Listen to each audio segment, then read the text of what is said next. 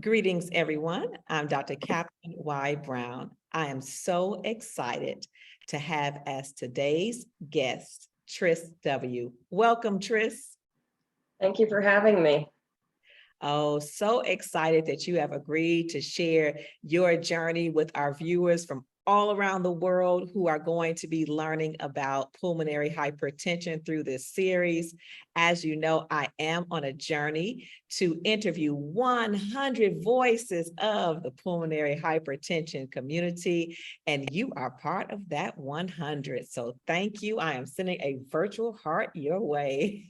Well, thank you, and I appreciate you getting the word out there. Absolutely. So for our viewers, can you share where you're from and a little bit about your background? Because they might be saying, who is Tris?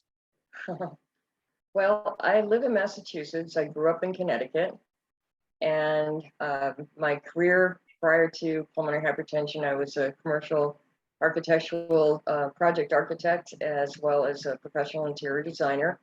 I also used to be a owner of a race car team and a crew chief for a professional race car team. I was a very active person, very athletic. Um, and then my world changed drastically after that in 2017 when I suddenly became ill. So when did you first hear or learn the words pulmonary hypertension? Well, it's interesting that you ask it that way because I didn't hear those words for a little while. When I first got sick, it was very sudden, actually, and my pulmonary hypertension, it's still a little unclear, but it was diagnosed in 2017 of November, and it took about 5 months. When it first started, it was kind of like a flu, and I started to get swelling, a little bit of swelling in my ankles, but my heart rate was really elevated. And then I had some other symptoms that seemed somewhat related to Lyme disease, at least that's what they thought. And I went to a couple of local doctors, a cardiologist, to figure out why I had tachycardia and some shortness of breath as well. And within that 5 months, things really went downhill. And I continued to work, although it was really difficult. The shortness of breath was getting worse. The resting heart rate was through the roof. And on a Friday, I was feeling really horrible. I tried to get in to see a doctor. They said, well, come in on Monday. I wasn't sure I was going to make it to Monday. And I had a friend take me to the doctor and the cardiologist. And as soon as they did an EKG, he said, you got to get to the emergency room. So they rushed me down to the emergency room. His office was actually in the hospital. And I was there for about 6 hours. And I finally just waved the white flag and I said, get me to Boston, because I figured they could probably handle me a lot better than a local hospital. And that was the beginning of a 6-month stay as an inpatient. It was a very long haul. I battled probably 6 or 7 pneumonias. One of the things that I had tested positive for was what we call multiple connective tissue disorders as well. They had said I had interstitial lung disease. That was causing the problem with my breathing. And then they did the golden standard test, the right heart catheter. And I think that was within maybe 3 months of my stay. And I hadn't really, I honestly, like my cancer, I remember it like it happened yesterday, but I don't remember when they actually said pulmonary hypertension to me, except for a conversation with a doctor that gave me the scary statistics when I asked, what's the deal with this disease? And he said, well, they're both very rare.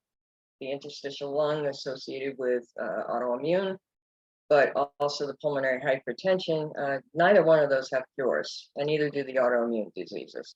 It's progressive. You should get your affairs in order. You probably have 2 years. Well, that's not me. When I looked at statistics, maybe 80% of those people or 20% of those people could be in that box, but I was like, I'm going to be the other end of the spectrum on those statistics, not me. So, yeah, it was a very long journey. It was very frightening. It took a long time to get me stabilized and on the right medications. Um, it took about a year and a half. I was back in the hospital again, still symptomatic. You know, it was a little bit better, but not really. And when I went back the second time in February 2020, just before COVID really hit, I had a massive inflammatory response. We believe it was autoimmune flare. And they immediately rushed me to follow through all of the necessary application testing for a double lung transplant and maybe a heart transplant. That's how bad I was. So I did my homework, as I always do, and for advice, always be your own advocate. Never say accept no, and knowledge is power. Those are really key things. And I gained as much knowledge about these diseases as possible. And I asked a couple of questions about certain things that I had read. And sure enough, I was released, came home, and they called me the next day and they said, we did miss something. You were right. You've been a squeaky wheel. This is what we think is what's going on. And so to handle both things that are related to the pulmonary hypertension and the progressing interstitial lung disease, which is maybe causing my pulmonary hypertension, they're not sure. So I'm really fitting into group 1 and group 3 for pulmonary hypertension. It's actually called pulmonary arterial hypertension. And we started a treatment of, I have been on Tyvaso inhaler, which has been great, but they switched me and started to titrate me off of prednisone. And I had told them about some research I'd done and suggested rituximab to help put my autoimmune diseases into kind of like a remission type of state. I have to say, for me, I'm not a doctor, but for me, it was the silver bullet. I was about 99 pounds at that point. I'm 5'7", so you get the picture. It was not good. I have since put back on the 25 pounds that I needed to. I went from barely able to get from room to room in my house. Now I'm walking about a mile to about a mile and a half, and can get to my mailbox without a walker. Yeah, so it's 5 years out now. So I'm proud to say, and I tease my doctors now, I'm going to keep telling you. I like telling you I'm beating the statistics and that you were wrong. So we joke about it, but I think it's different for every individual. But I never gave up hope. Some of the things that I have done to improve my situation was really not just focusing on the medical aspects of my disease, but it can be very, very draining mentally if you allow it. And I decided that I really wanted to start improving my life with what I have, because I've been quarantining now for nearly 5 years because I am so prone or vulnerable to even a cold. It could really be problematic for me. And I also, I can't work. I lost my job also because of my disability. I might look okay on the screen and everything, but I have a lot of limitations because of this. But what I have found, Zoom, one of the gifts of COVID, and I say that very lightly, but for me, it has enabled me to really not be nearly as isolated as I was. I was able to join support groups and learn more. And I actually learned a lot from other patients. That one of the good example is for people who have obstructive and restrictive lung disease, there's this vest. It looks like a life jacket that you would wear when you go kayaking. And it's called an AFLO vest. And it basically gives your lungs therapy, by vibrating all the different lobes of your lungs.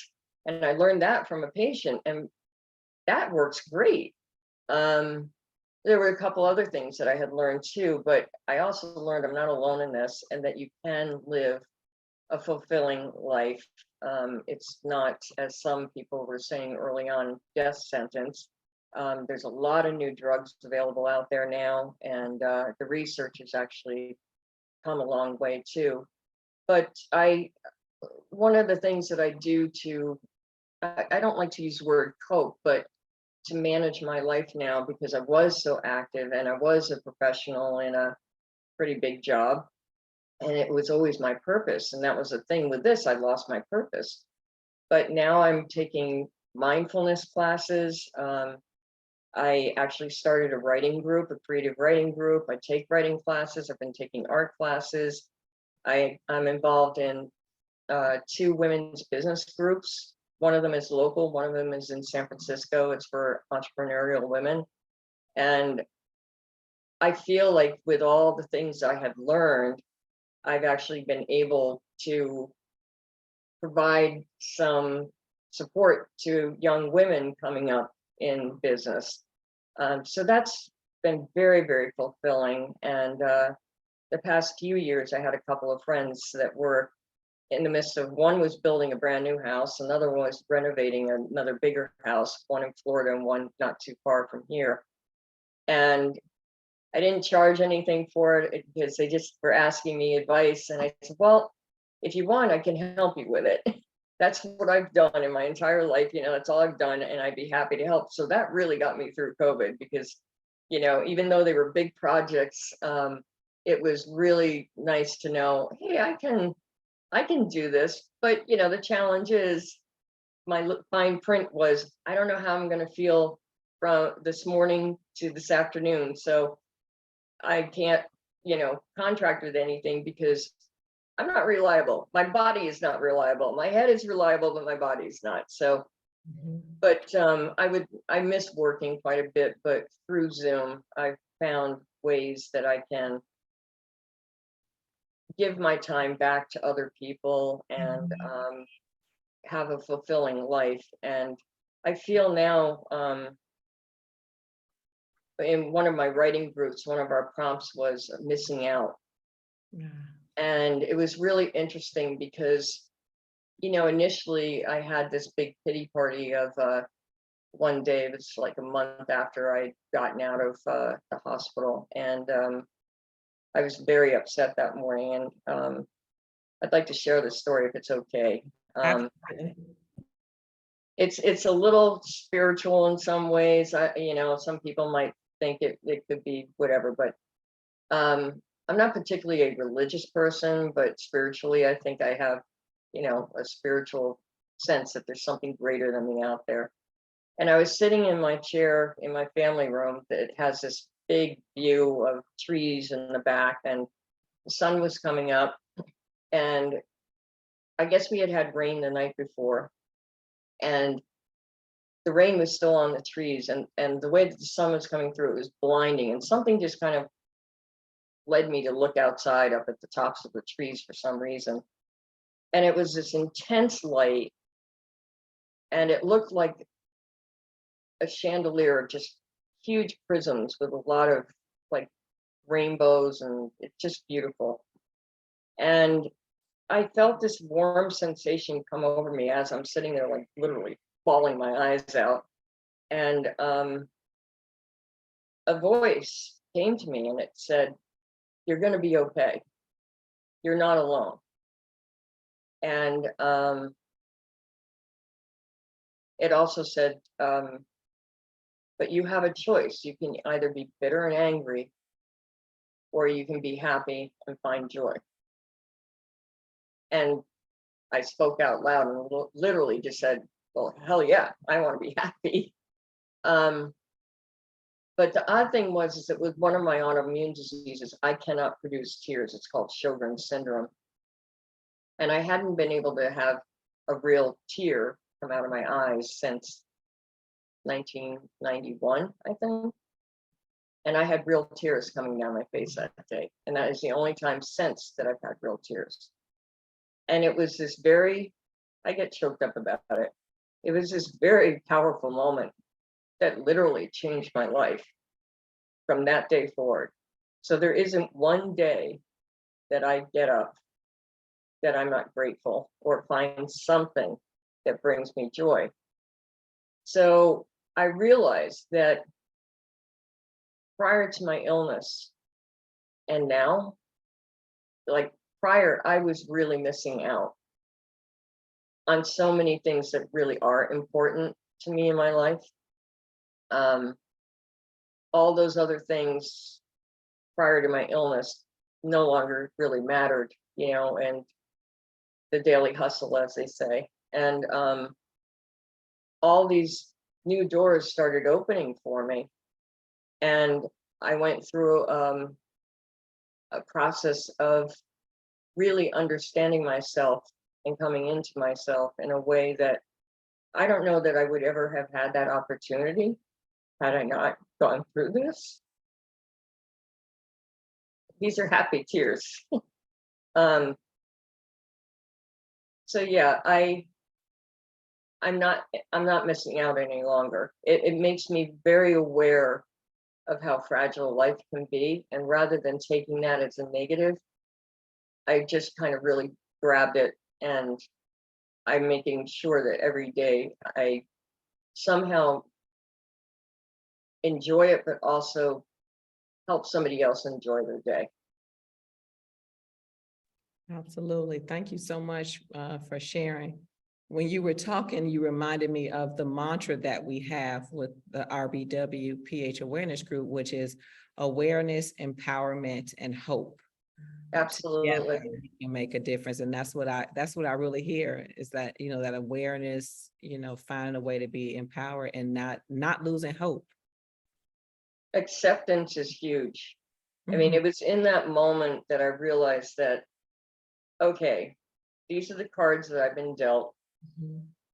I have to accept this. How can I, for lack of cliche, how can I make lemonade out of these lemons? Absolutely. And there's something very powerful about acceptance that I never really knew existed before until then. And it's like this huge weight being lifted. It's hard to explain. I mean, every day isn't perfect, don't get me wrong, and I still get scared if there's a little blip with my health or whatever. But for the most part, it really has changed my life dramatically, in ways that I didn't expect. I actually had somebody say to a friend of mine, I wasn't in the room at the time, and it got back to me, and they said, "Why is she so happy? Given her situation, she should be miserable." I'm like, "Why?" Yeah. Yeah, it's like, no, if you have a choice, say no. That's right. So, Thank you. I'm glad you share that because there might be somebody is newly diagnosed watching, or maybe someone who is going through those different phases, right?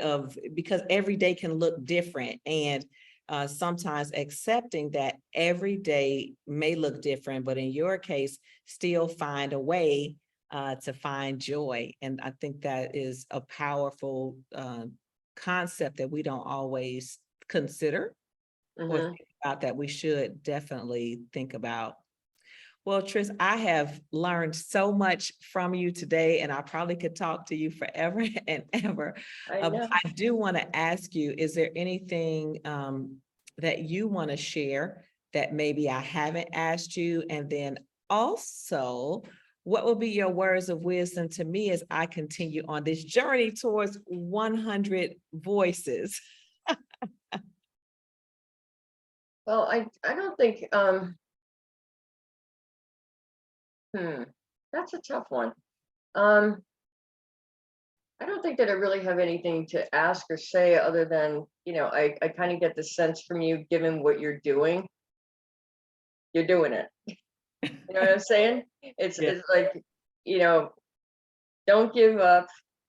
Keep getting the voices out there. I think it's wonderful that you have asked me and you're asking others.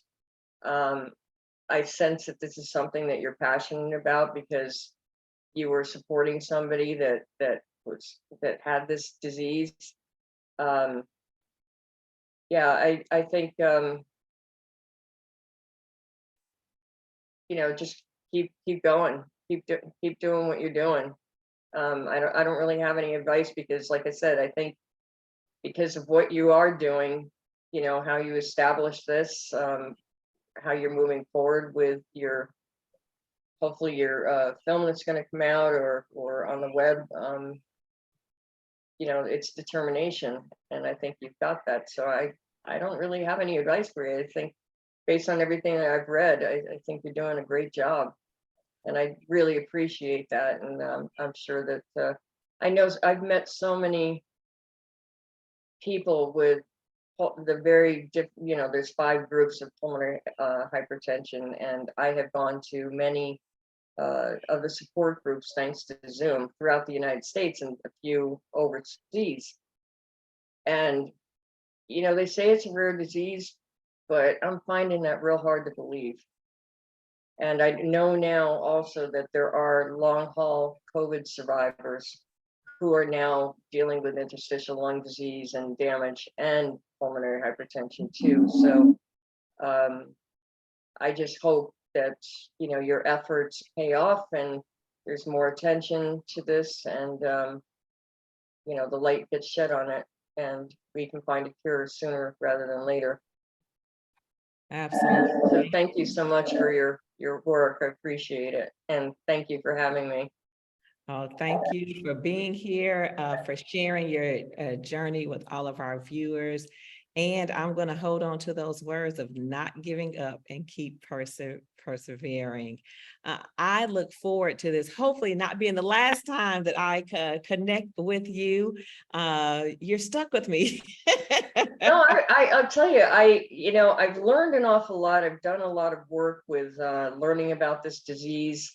I did a lot of work with nutrition, coming up with, I met with a doctor who is a nutritionist as well, and she told me all about the anti-inflammatory diet and a bunch of other things. But I've actually met some really interesting researchers and doctors.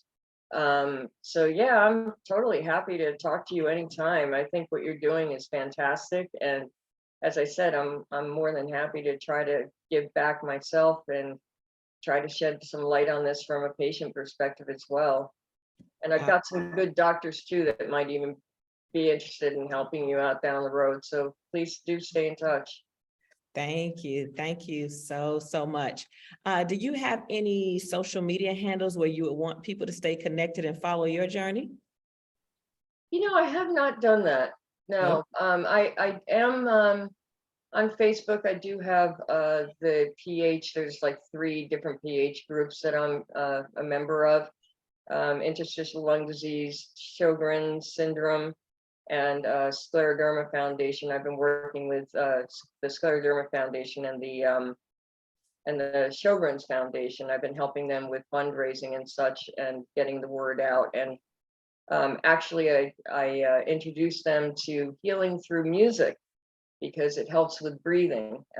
So some of my pulmonary friends have come to a couple of those classes, and they're like, wow, this is cool, it really works. So yeah, there's different things that doctors don't normally tell you about that really do help you maintain your pulmonary function. That it's a little out of the box, but it really does help. So things like that. So I've got some good resources. If you down the line, if you're interested, I'd be happy to provide those to you. Oh, wonderful. Absolutely. Well, for our viewers around the world, you've just met Tris. Please share this message with other people in your community, because every time you share it, you help us to increase awareness of pulmonary hypertension. Thank you so much, Dr. Brown. I really appreciate it. It was lovely meeting you. And stay cool. Thank you. And for our viewers around the world, again, please share this message. Until next time, I am Dr. Catherine Y. Brown, your host, and I look forward to having you continue to follow me on this journey to the road to 100 voices of pulmonary hypertension. Have a great day, everyone.